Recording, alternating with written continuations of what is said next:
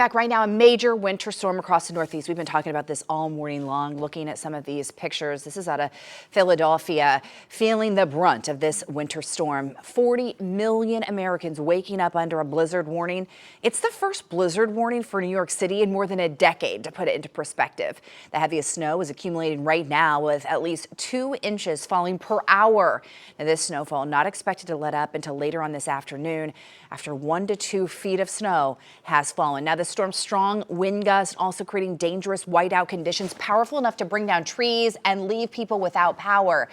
Take a look here. This is over Palm Beach International Airport. We know more than 120 flights to or from PBI canceled. To put that into perspective, JetBlue has canceled 91% of its Palm Beach flights today. And of course, weather a major factor.